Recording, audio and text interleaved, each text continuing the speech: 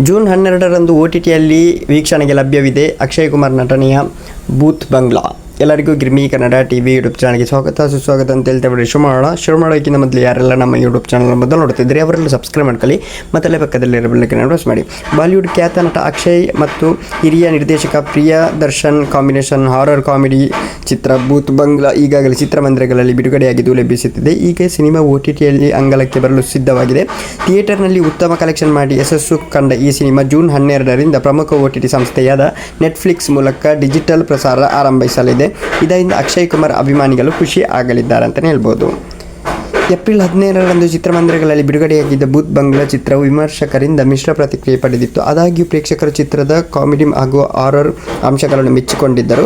ಗಲ್ಲಾಪೆಟ್ಟಿಗೆಯಲ್ಲಿ ಈ ಸಿನಿಮಾ ಭರ್ಜರಿ ಸುಮಾರು 120 ಕೋಟಿ ರು ಬಜೆಟ್ನ ನಿರ್ಮಾಣವಾಗಿದ್ದ ಈ ಚಿತ್ರ 246.55 ಕೋಟಿ ರುಗಳನ್ನು ಬಾಚಿಕೊಳ್ಳುವ ಮೂಲಕ ಹೆಚ್ಚು ಗಳಿಕೆ ಮಾಡಿದೆ ಅಂತಲೇ ಹೇಳ್ಬೋದು. ಓಕೆ, ಜೂನ್ 12ರಂದು OTTಯಲ್ಲಿ ಬರಲಿದೆ ನೆಟ್ಫ್ಲಿಕ್ಸ್ನಲ್ಲಿ.